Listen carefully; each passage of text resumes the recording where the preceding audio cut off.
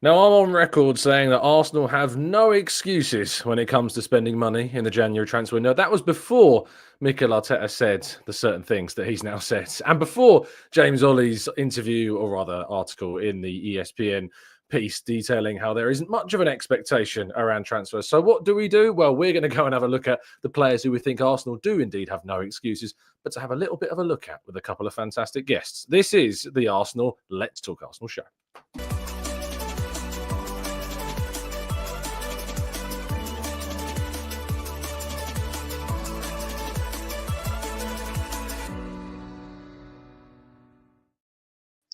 Hello and welcome to the Gooner Talk, back again with you guys and girls for another episode of what is our Let's Talk Arsenal series. Joining me today is a couple of fantastic guests. First off, big man at Haters, it's Nick Callow. How you doing, mate? You good, you well? I'm very well. Nice to see you, Tom. Likewise. Very good, yeah. Debut for yourself on the show. I know you're a regular listener. You were telling me the other day that you woke up with me the other day, which was... sometimes have a little bit of pillow talk with you without you even knowing it. It's very one-way, our relationship, Tom. But just to keep abreast of all things at Arsenal is the perfect way to start the day, really. Indeed. Well, I think Arsenal shop. I think a lot of our listeners as well be aware of a lot of the work you do without being aware that it's you doing the work, perhaps, because, of course, with Haters, there's a lot of press conferences and interviews with players that people are getting access to through the YouTube channel. Of course, you can go and click on the link in the title to head over to Haters, of course, and watch back. Mikel Arteta's press conference from today, is that up there? Is that on? Yeah, that's up there. And there'll be another one going up at 10:30 tonight, the embargo section, clarifying a bit more what he thinks about Ethan Nwaneri's potential number 9 role. Oh, yes, he was asked about that. Don't get too excited. As you never really should with an Arteta press conference, to be honest. But yeah, he was asked about Nwaneri in the first part of the presser today and said that he hinted towards perhaps him being a 9, which we're being hinted at again that he may expand upon in the section that comes out a little bit later on tonight. So make sure you go and check that out. We're also joined by somebody who it's frankly been a criminal amount of time of which he's been away from the channel. One of my OGs, we should say, who's been around with me in this podcasting journey for a good, 8 years? Some would say too long. It's Mr. Drew Thompson. And now one football writer, Drew Thompson. How you doing, mate? You good, Joel? Mr. Thomas Campton, how are you? I'm very good. It's good to have you back and your dulcet tones once again. I've given away the gist of your progression lately, but tell the listeners, for those that have been with us, as Bulgarian Gooner Drago says in the chat, it's been 84 years is the actual official timestamp. But what have you been up to? Yeah, I'm a freelance content editor and writer at OneFootball now. So I started that back in September. It's been really good. It's been great. I'm over there with Ben as well. You know Ben. Yes.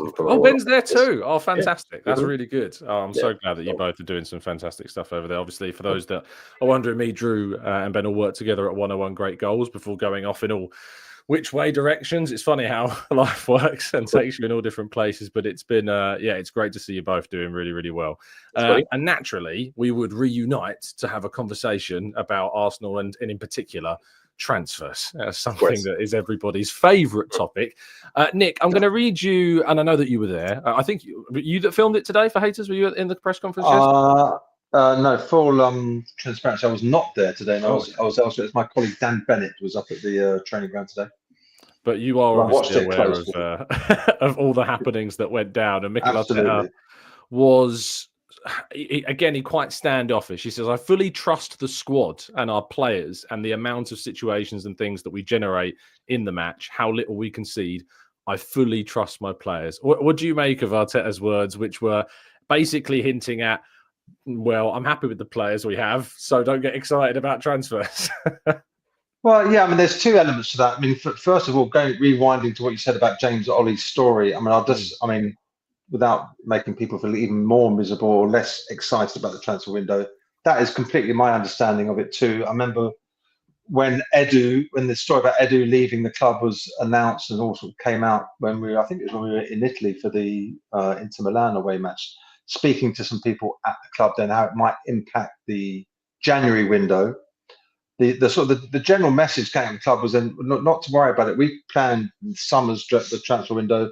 January, we sort of planned the transfer windows a long way ahead, and January is not expected to be active, proactive, more reactive. We're open to do business if players become available, which is pretty much what Mikel Arteta has said as well, and they're open to selling, of course, if offers come in for the right players. So I think also, it would be foolish of Mikel Arteta to say, "Oh yeah, we want to get rid of him, we want to get them," and sort of play. One thing we've learned as Mikel gets close with 5th anniversary on Friday is that he plays his cards close to his chest. And why tell the footballing world what budget you've got, what positions you want to buy, what you sell? Better to sort of be a bit stealthy. And so in a way, I mean, Tom, you know how frustrating it can be going to a press conference with Mikel Arteta or anyone, and they don't really want to tell you whether they've got a broken leg. They might have a broken leg, and he says, "Oh yeah, he'll be playing tomorrow." And then you might be made to look a bit stupid. But if you're an Arsenal supporter, surely you want your manager to play his cards close to his chest and keep people guessing, have people on coaches going to games even if they've got one arm and 2 toes. And so yeah, I was quite glad when he didn't sort of get people too excited about the transfer window. Yeah, it's interesting because you can look at it in 2 ways. I think that the way you're looking at it will be in the minority because I think we've seen the majority of people lose their minds over the fact that he's kind of hinted at the idea that Arsenal won't be doing much business. I mean, I did a show on this, I think it was yesterday or the day before on James's piece, and it sparked quite the meltdown. Completely surprised that Arsenal fans are melting down, but it did spark quite the reaction, just based off of the theorizing and the understanding with what we've heard from the little tidbits we get, that there isn't expectation much will happen unless they really see an opportunity or are forced into it through injuries. Drew, what do you make of the idea that Arsenal could potentially not do any business in January? I get the frustration, obviously, and I'm with you. I'm not really surprised that fans are being reactionary, but I think at the same time, some of the confusion or frustration is warranted given some player performances, some of the age profiles of some of the players we do have currently available as well. So I think that's something for us to consider. But I think I think Arteta stands firm with the fact that he won't panic sign anybody. And I think when you're thinking about a manager who has faith in the system that has so many requirements, you can't just buy any player. And I think we've seen that when it comes to Man City, who suffered the same issue. They lost Julian Alvarez in the summer and never replaced him. There were questions about that. Now it's kind of biting him in the butt because he's performing well for Atletico Madrid. Haaland's off form. They don't have anyone who can come in. But I think part and parcel, that is due to the fact that Guardiola is similar. When you have such a stringent system with so many requirements, not just down to the broader perspective, but individual requirements in your position, it's hard to look at a lot of players and say, we like this player for whatever reason. But if they can't really fit what they're looking for, they just won't spend the money. And I think that's commendable because you do see, and someone put in the checks before, good, we didn't sign Mudryk as an example. Because you can't look at a player and say, young player, good player, maybe he's got some pace or whatever it is. And if they still don't fit what the manager wants, the manager shouldn't be spending money on them. And I kind of remain supportive of Arteta in that endeavor, while also thinking we probably do need some signings at this point. I don't know if it's going to happen this month. I doubt it, or rather in January. Summer for sure. If we don't spend, then I think for the first time, even I would say, I think Arteta's gotten it wrong. And it's taking me a long time to get to the point. When it comes to January, I think we'd still be okay if we were just performing for that final 1%, because the numbers show we should be scoring more goals than we actually are, at least recently anyway. So I think there's still room for improvement, sure. I'm not ready to throw the bet out on certain players just yet, but I do think we do also need players at the same time.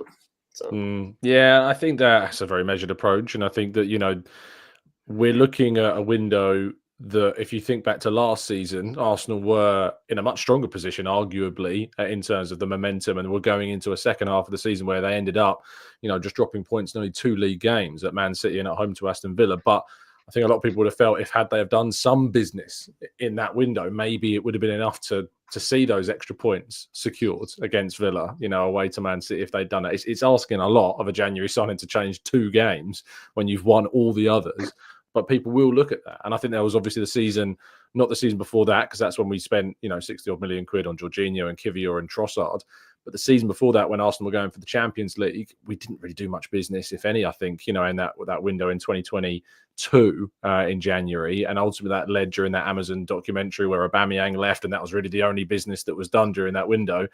We then didn't qualify for the Champions League, fell short of that. And that January window is really looked upon as a missed opportunity for Arsenal to strengthen the squad after losing Aubameyang as well, which is a huge loss from the squad too. So, yeah, I'm in agreement that if it gets to the end of January and Arsenal haven't brought in any players, it's really hard to not look at that quite critically. Now, we're not just going to say these things and not back them up with points. So the whole premise of today's show is to kind of have a look at some of the players that myself, Nick, and Drew are looking at that we think could potentially be realistic and potentially financially viable options for Arsenal during this window if they're willing to push the boat out just a little bit. So, Nick, why don't we start with your...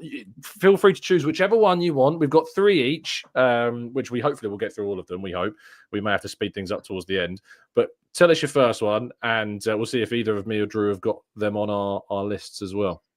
Okay, well, in my selection, I mean, having just said that I didn't think I could sign anyone anyway, I've got sort of players who maybe sort of have got potential as much as sort of coming in and could make an impact. I can also maybe sort of take the load of some players who are either underperforming or struggling for full fitness. And I'm going to kick off with a teenager called Tyler Dibling from Southampton, 18-year-old, who's made a hell of an impact this season. I saw Russell Martin. I think Newcastle and Man United have been sniffing around. Russell Martin, before he got sacked, was sort of said 22 million wouldn't buy his left foot, but he was sacked. He was sacked soon after that, and he's stalling on a new contract. I just think he's a sort of player that if they did go for him and it didn't work out immediately, then there's time to sort of bring him up to Arsenal levels in the years ahead. And he's already shown that he can play at Premier League level, even if you get 6-7 games out of him and half a dozen goals or 10 games. There's a player there for the future, young English player, can play on the wing, get forward, score goals. I mean, Southampton are going down, so he's stalling on a deal. He's obviously got his eyes on bigger prizes in Southampton. So why not the Arsenal? And maybe for 20 odd million, they can possibly get him. Possibly not, but as he ticks some of those boxes that you say that's sort of affordable, and then you're not getting rid of all your budget for the summer. If you do want to then go and spend £100 million on Gyökeres, it won't be him, or Alexander Isak or someone like that who is much more unattainable in this winter window. He's also a versatile player because although he's predominantly a right-hand side player, he's played centrally as well as an attacking midfielder and has done so for England's under-19s. He did play 68 minutes there in their 1-1 draw with Croatia earlier this year. He actually played centrally for Southampton as well in the Premier League against Bournemouth earlier on this season, and in their most recent rather disappointing result against Spurs as well, which they were absolutely dominated. But it does show that versatility. And for those that don't know too much about Tyler Dibling, to give you some of the numbers, for an 18-year-old in the Premier League, he's only played 930 minutes. He ranks in the 99th percentile for progressive carries, 4.26 per 90, 99th percentile for successful take-ons. Now, for reference, if you want to know what Saka's percentile for successful take-ons, we think about how good Saka is at taking players on, he's in the 58th. Now, of course, teams do double up on Saka, and there's a lot of context surrounding why Saka's successful take-ons are lower, but it gives you an insight into how good and confident as an 18-year-old as Tyler Dibling is. Drew, feel free to give your view on that and then go into your first pick as well. I mean, I like it because, again, there's going to be another part of the cycle where we're going to want more young players to come in, obviously. And I kind of agree with Nick where I think about a player who's obviously a massive upgrade from Southampton to go to Arsenal, and also he can be expected where he can just kind of take his time settling in. I think one of the themes from all three of us probably is going to be players who are versatile tactically. I think that also kind of goes into what Arteta wants from players. Players that can play 2, 3, sometimes 4 positions, depending on what the need is. Also have someone to understand the roles a bit better as well.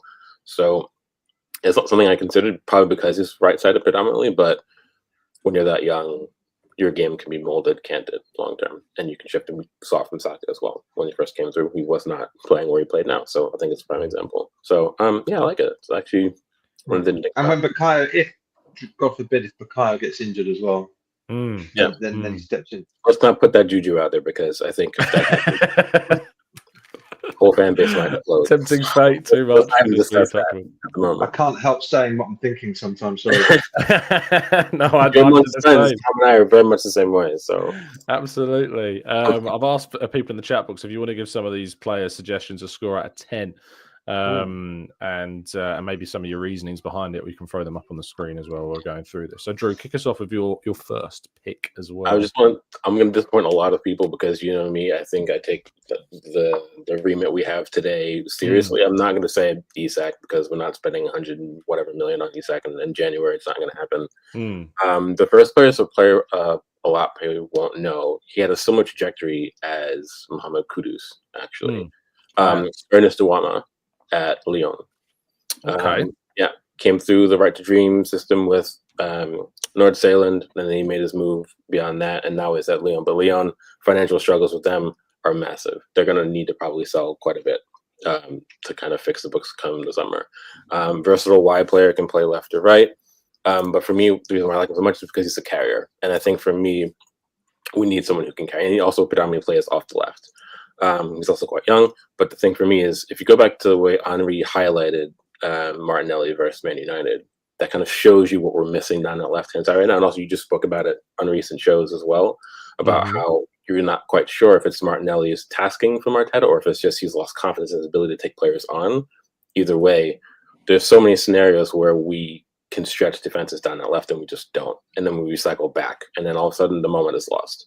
And that Martinelli opportunity that Henry highlighted against Man United showed that if he just had beaten his man and then he drags the center back over, then that opens up another chance. And we just don't do that anymore. And Trossard's not the one to really do that consistently either.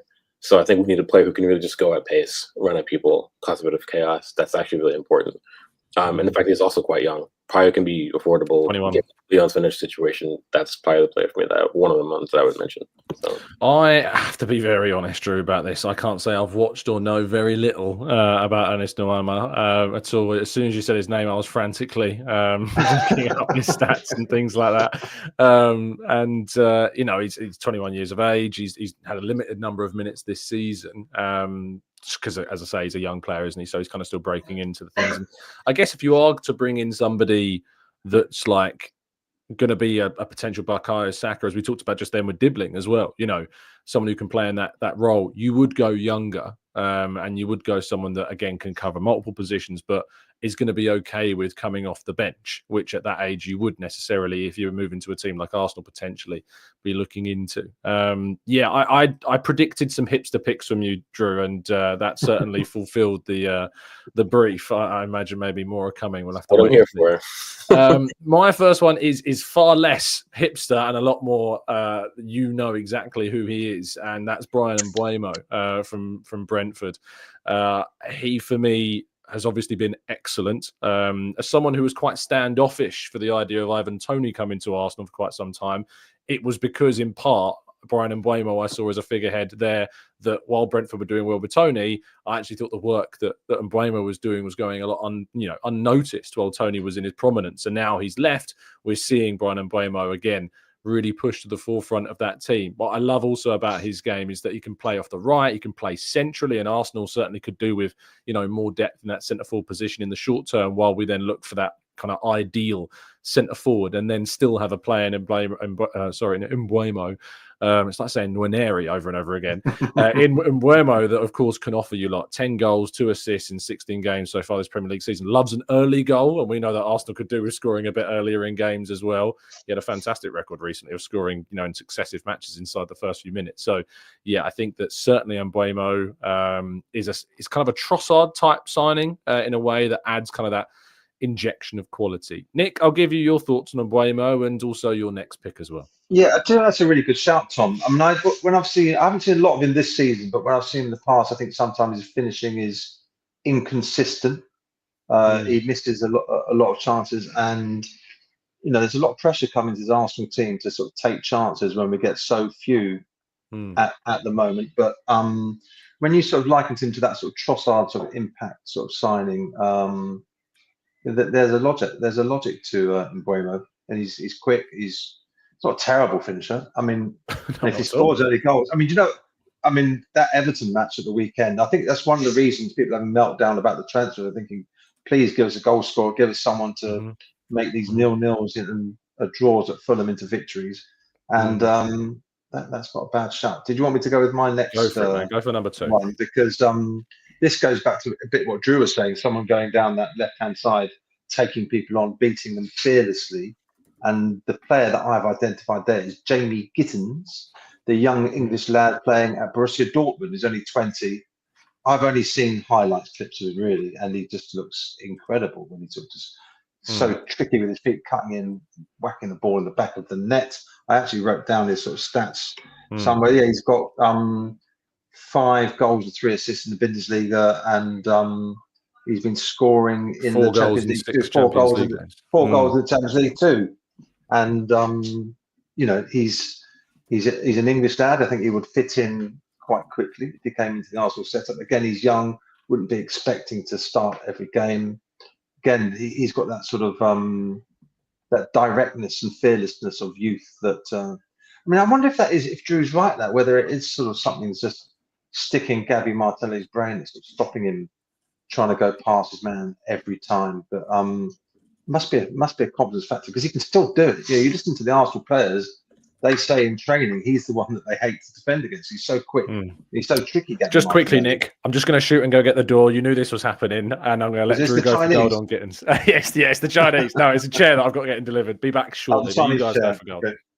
Yeah, okay. So, I mean, do you know much about Gittens, Drew? I don't know a lot about him. He looks like he could be a decent sort of winger.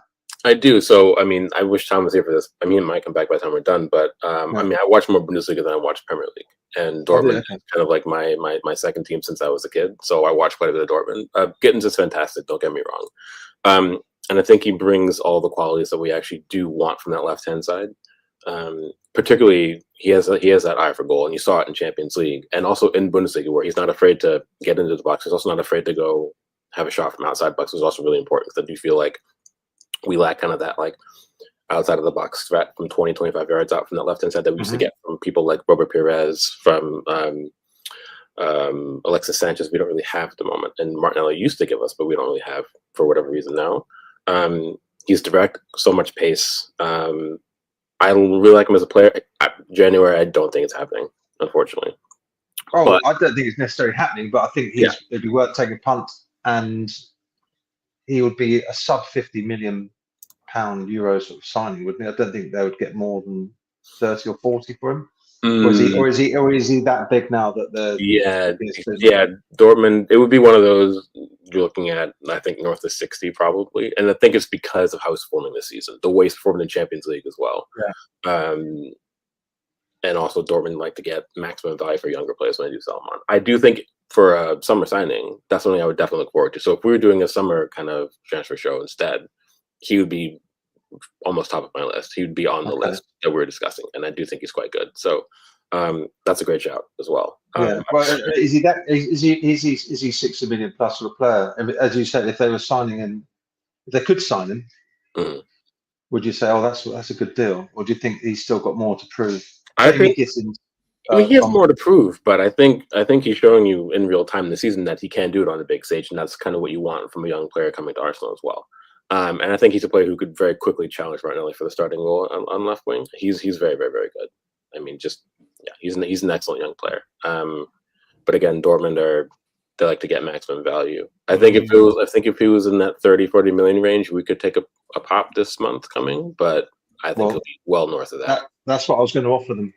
So in my book, he is. I don't know how much luck you'll get, but I think Gittens is a great shout. I think if it's a player that you can get, it might be someone that maybe the club look at more so in the summer. But I think that certainly he's a very talented young player. You know what he's producing just at 20 years of age, the numbers are very, very impressive. Or his delivery, the way how composed he can be at that young age, playing for a good. I mean, I say a good Dortmund side. They're not having the best of seasons, but he's stepping up during a period where Dortmund aren't as good as we have come to expect. I think they're like 8th in the Bundesliga at the moment. So Drew is a side follower of Dortmund, so he's not enjoying the campaign so far. No.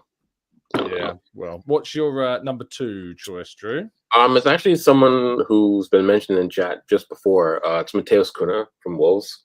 So a few things. One, Wolves are probably getting relegated. If not, they'll be very close to being relegated. So there's no reason why he wouldn't be available. That's the first thing. Secondly, he's matured quite well since he first, broke through in Switzerland and go into, RB Other than Leipzig. attacking coaches after games, other than that, he's yes, quite we well. won't discuss that. But for me, he offers the same versatility we were discussing. But also, more intriguingly, not only can he play off left or right, he can also play as a 10, but he also gives that kind of center forward presence that we don't really have right now past Kai Havertz. And for me, that's one of the bigger things. I think Jesus, we wish that the story was different, but I think his injury really just did a number on him, genuinely. I just don't think he can kind of unpack it at this point. So if you want to bring in a player who can cover 2 or 3 positions, who is a clear goal threat, also a bit of a chaos merchant. I hate that term, but I guess it's able to be used in the moment. I feel like for me, again, also Premier League proven at this point, he's had a really good season for Wolves, and Wolves have been dire. I think he has 9 league goals this season. Like, honestly, God, can't remember. 8 in 16. Yeah. And in that Wolves side, 8 goals is you got to kind of hold your hat as well. In that Wolves side, yeah. So I think for me that would be another good shout for us as well. That's just kind of. Cunha for me is really interesting because he's someone that I was always so averse a few years because when he was at Atletico Madrid, he was being linked to Arsenal quite a bit. Yep. And I was always very much. And at Hertha, I think, as well, he was being linked to Arsenal. Maybe even at Leipzig as well before that. And I was always I'm not sure. But he's come to the Premier League, and for a side that, struggled like Wolves, he does deliver goals. He's creative, he's collaborative. As you mentioned, he's versatile. I think it's a little similar to Mbeumo, where you're bringing in a player like a Trossard-type deal that can just give you that extra injection of goals and quality and depth that you need at a midway point of a season. It's a very January type signing, I think, for us to potentially look at. One thing quick, I think it's also important. We should look at players who know their responsibilities off the ball as well, also defensively. And I think that's has to be key because that has to fit into their kind of system where you it's not just going forward, final third, transition stuff. You have to come back and contribute defensively. And I think one of the reasons why Martinelli stays in the team is because he does do that. And I think Arteta doesn't want to sacrifice. I think he does it probably better than Trossard for me. And I think that's kind of one of the reasons why maybe Arteta still has faith in him. But if he loses faith and we do go for someone, it's got to be someone who can sustain themselves in the pressing system, high octane system, who will track back. That's really important. So I do think, and Kudus does that. I think the stats do show that. So that's something for me that I've been considering with these picks as well. That's got to be paramount. Again, a player that suits what Arteta wants, not just down to the overall system, but their requirements in their specific position. I think has to be really important. No, I think that's absolutely fair. My next choice is another Premier League player. I've really not gone very hipster with this one, which I know will be a disappointment to Drew. But is Antoine Semenyo of Bournemouth as a potential other option for Arsenal. I know that this is getting very kind of right-hand sidey when we've talked a lot about kind of what players need to offer, more so perhaps on the left-hand side. But again, it is about that depth that we still do lack on the right, and I think that also needs to be addressed. Plus, he can play in other positions and has played this season 3 to 5 times on the left-hand side. He's even played through the middle on one occasion this season, but predominantly has operated for Bournemouth on the right. Bournemouth have been very impressive this season. I think Semenyo has been a big part of those performances, not just the handful of goals that he's managed to grab, but his overall performances for Bournemouth. They play under, a Bass coach, who employs a very high press system, something very similar, of course, to Arsenal.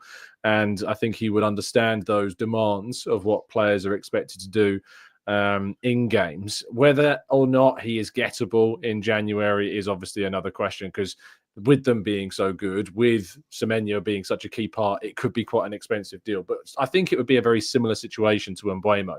And if Mbeumo is being considered potentially kind of a realistic option, I think that as well as maybe Semenyo is somebody to look at. Nick, thoughts on that? Yeah, I mean, Bournemouth blew me away. Well, they blew Arsenal away, didn't we, when we played down there? I mean, they're really impressive. Any number of their sort of players are sort of signable, gettable. But yeah, he's one of the better ones. It's not in. I mean, they're sort of pushing for a European spot on possibly Bournemouth, but money talks, and if they offer the right amount, then he could be gettable. Again, without wishing to sound too miserable or to dashing your hopes or story, I don't particularly see it happening, but it's it would be a good boost to the squad. Yeah, it would. Also, just leaning into that defensive side of his game, he's in the 99th percentile for blocks, 87th percentile for clearances, and 99th percentile for aerial duels won. You know, Arteta loves his wide players that also chip in defensively as well, as we know. And maybe it's somebody that Arsenal could look at as well. And as Drew said, with Martinelli does that superbly. The pace and the efficiency he gets back with is not to be underestimated in the whole sort of balance of the current Arsenal team.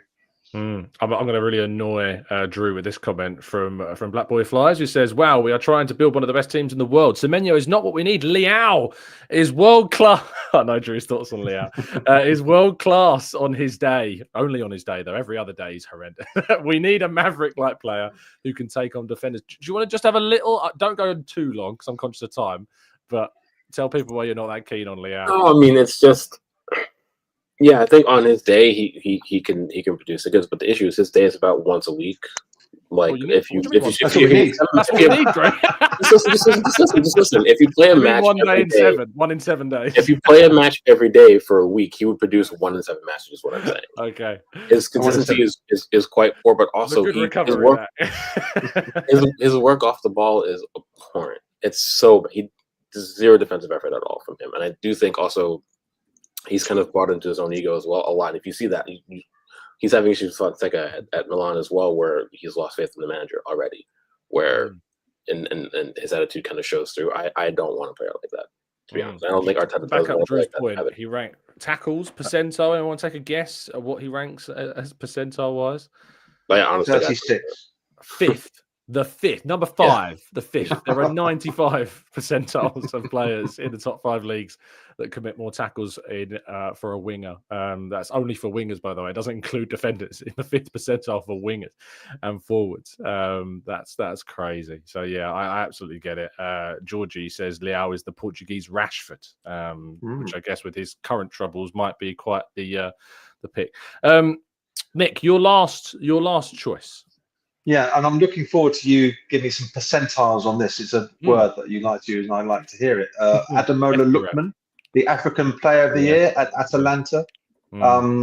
South Londoner of Nigerian heritage, and the South London Nigerian connection has always been a popular favourite one for Arsenal fans and some Arsenal players too. He's 27. Surely he wants to show that he can do it in the Premier League at a consistently high level. 40 million, maybe 50. If you're lucky. He's playing.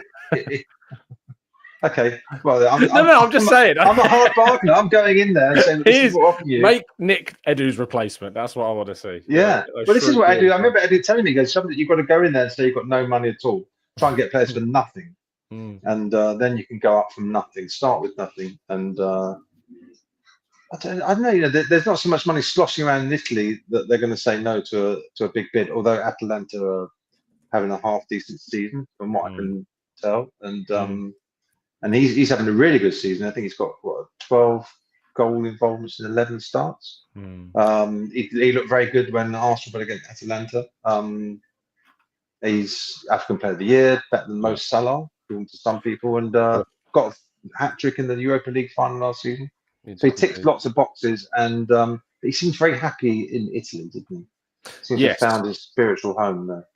Yeah, his percentiles I can give you 99th for non-penalty goals, rather incredible what he's produced. 93rd for assists as well, 91st for shot creating actions, 84 progressive carries, 93rd for attacking touches in the penalty area, and 90th for progressive passes received. I'll give him 60 then. Yeah, he's 70% for tackles as well, and 67 for blocks, and 76 for aerial duels. So he also is doing pretty well off the ball as well. Look, I'm on record with this. The chat box know this. I'd love to see Ademola Lookman as a really good option for Arsenal. I think his versatility to play off the left, play through the middle, play off the centre forwards as well is really, really strong. Maybe it's a more summer signing than a January signing, but if as you say, Nick, you could get, say, a £50 million deal, I think it's an absolute no-brainer. Atalanta do drive a hard bargain. You know, they ask for a lot of money from Juve for Coop Miners. They ask Man United for a lot of money for Rasmus Højlund, and they ask Spurs for a lot of money for Christian Romero. So they do ask for big sums for their key players, especially to go into those elite level clubs. But you never know what might be possible. Drew. No brainer. You said it, Tom. No brainer, absolutely. Which is what our show's been called, No Brainer Arsenal Transfer. So it fits the mold. Drew, last one. This will be the most unrealistic of the three, but I think in terms of fit, adapted to the Premier League already, adapted to London already, I want Mohammed Kudus. You and I talked about Kudus as a summer signing before the season and why it would make sense. He would be probably like a 6 million signing minimum. But given, the issue with this one, Drew, and I will let you go on, is that he has an £85 million release clause that activates in summer. Why would they accept any less? Exactly. That's what I'm saying. It's the most unrealistic of the three, but I think yeah, that's fair enough. Yeah, but it's more likely as well as the profile does make sense. And I think his percentile for completed dribbles is like 95th percentile or something like that. Something really high.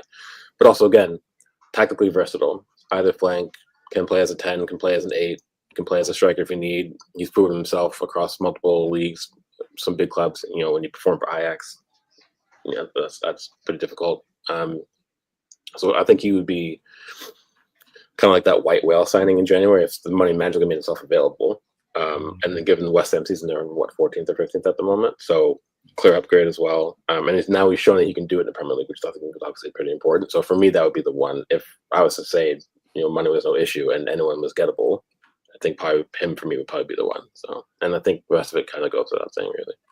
Hey, look, I'd love it to happen. I think it would be a really, really good piece of business, and it could be one that it's not just about improving your options, but I think one with the potential to break into those starting figures, especially on the left, maybe. But when you're without Ødegaard, you can play as a second striker option. You can play behind the striker. You can play as a central kind of figure in a front three, and obviously can play off the right if you ever wanted to rotate with Saka. It would be a dream January edition. Maybe more less so than a I mean, it's a no-brainer. I wouldn't say there's no excuses if Arsenal don't sign him for sure. But I think that's one of those 9/10 out of 10 January deals. My third one is actually a proposition to you two, rather than something that I want. I'm doing this on behalf of a lot of listeners, I think, and that is if you could cut short the loan deal of Victor Osimhen and you were to sign him on loan until the end of the season with a potential buy option, which Napoli are said to be open to. If a big club comes in, they're said to be a purchase clause. Some rumours have been around the £60 million figure, which, considering his old price tag of well over 100 million, is considerably lower. There have been rumours about it. I wouldn't say how real they are or if I can confirm them, but that's the rumour. So my proposition is, Nick, if you could convince Napoli to cut short his Galatasaray loan and sign him on a loan with an obligation to buy at 60 million, would you do so? I think with my negotiating skills, in a word, we get it for 40 million. Yes. No, I mean, that's a no-brainer. Maybe we can do a swap deal with Raheem Sterling as well. I do feel a bit sorry for him. He's hardly played, and maybe he just hasn't warranted a chance. But anyway, Osimhen on a loan with an option to buy it, absolutely, yeah. That'd be a fantastic deal. Drew? So you think there's a chance of that, Tom? No, but I know it's something that a lot of Arsenal fans always theorise about. And there has been reports that Napoli are open to a potential January deal if a big club comes in with the money they want. So it's just kind of like, I thought it would be unfair to leave that. We are a big club and we have money. Indeed. So there you go. Tick, tick. Drew? No, I think I think fans forget that he only really had that one massive season when he was at Napoli. Across the rest of his career, he's only really been a solid to a decent to solid striker, but not like that kind of player. That was kind of an anomaly for him in terms of like the data. I personally wouldn't want to do it. I do think obviously there's scope for discussions for bringing in a center forward and whether we should or shouldn't, but I just don't think he would be one. And I didn't even want him after the massive blowout season for Napoli. I just think it just never sat well with me, to be honest. So no, I wouldn't do it personally. Yeah, I also think. Go on, Nick. Sorry. I was going to say it is interesting that he's ended up where he is. That's a big point. Yeah, and so I'll take him on loan for the rest of the season. Yes, I would do that. I would loan him until the him. summer, Drew. If you told me that it was an option to buy, I don't think there's too. Could you really say no to a loan with an No. That's fine. A loan with an option, I'd be fine with. But if there was an obligation, I would absolutely would do it. No. It's the same thing with the conversations around Marcus Rashford. I wouldn't touch Rashford with a 50-foot pole at the moment. Absolutely not. So, and it's along similar premises. It's an interesting one as well. Nick, would you sign Rashford? On loan with an option or just signing? The rumours are that the Man United are open to a £40 million sale, so I guess we kind of have to stick with that rather than a loan. Yeah, I have said yes to this question in the past, and it always seems to play off well against Arsenal. And I thought they missed a trick when they didn't play him against us the other week. But just reading between the lines and just asking around, it just seems like why should we be the club that takes the punt to sort of save his career? I don't. I'd have to say that's who we are, Nick. That's the how many times have we done it before? Yeah. Oh goodness. Ask me tomorrow and I'll say yes, but today I'm saying no. Yeah, ask you on deadline day after we've not signed anybody. Yeah, I think the answer might be different. You never know. Yeah. People. But maybe it's I really personally am not in the mood for another project. I want to see Arsenal go in and sign players that, on a permanent deal anyway, that are on an upward trajectory and looking to take you places. But yeah, I felt like not including Osimhen and subsequently Rashford in this conversation would have been a little bit of a scoot away from what people were expecting. So I thought I'd include them both. But yeah, I think we've cut a really good list. And of course, if you are listening and think we've missed some obvious or maybe less obvious options, please do leave your comments down below and tell us the names that you think that we should be looking at and why. More important, I love it when people leave their explanations rather than just saying Messi and leaving it at that. But thank you to the listeners. Do drop a like and subscribe. Thank you to my fantastic panel of guests, Drew. It's been an absolute pleasure to rekindle this partnership, and I hope you don't leave it too long next time. No, yeah, just give me posted. If I'm not working, you can always give me a shout and I'll come on, hang out with you for a bit. So. Tell people they can temporarily find you on X before you change your handle within Blue Sky if you prefer. I mean, I'm gonna be leaving X in a couple of months. I can't handle it anymore. Where can they find you on Blue Sky then, mate? No, no. I'm curating Blue Sky because I'm trying to avoid nonsense. Okay, fair enough. So, if you follow him on Twitter, he doesn't want you on Blue Sky. You can find me on Twitter at GeeCheeKid, so it's GeeCheeKid.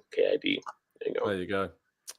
If you want to follow someone who won't be there in 2 months, there you go. You can go and follow Drew there. Nick, please make sure you give yourself a shout out, and of course, haters and anything else that people need to be aware of too. It's like, do you remember, I used to use lots of car stickers when I was a kid. Don't follow me, follow Arsenal. So there's or as Elliot says on the vision where he's like, you can block me at, which I always like. Yeah, well, you can block me on X Twitter. I'm at Stroller Nick. Stroller was George Graham's old nickname. And I'm also, you can have a look on Patreon. I've been trying out some new daily Arsenal content, some behind the scenes stuff from the training ground, press conferences, bits and pieces, reactions to this and that. That's free to sign up for. Nick Callow on the old Patreon. So Tom, it's been really good fun chatting Arsenal hypothetical transfer situation with you. Yeah, it's been equally as enjoyable, and I'm hoping that we'll be able to do more of these shows, of course, as well in the future. So I'll just leave it on screen at Strollernick, at GeeCheeKid. On Twitter, you can find both of them there. You can find myself, of course, at Tom Canton Media or at the Gooner Talks. I'm so keen on telling you where to find me. I've for some reason put it in my name twice. There we go, that's better. At the Gooner Talk TV or at Tom Canton Media, or of course, where I'm majority of the time hopefully going to be is more so on Blue Sky. Just type in Tom Canton, it will, I'm sure, pop up for you. I'll be back with you tomorrow morning, of course, for the roundup of Mikel Arteta's press conference and the embargo section where he expands, as we've heard, maybe a little bit more on Ethan Nwaneri. Some really interesting, of course, team news, transfer stuff, and him saying that community shields count as major trophies towards his list, which also has gone down very well with everybody on social media, as you can imagine. Thank you to Nick and Drew once again. Make sure you give them a follow, and we'll see you again soon. Stay safe, stay well, stay happy and respectful, and as always, up the Arsenal.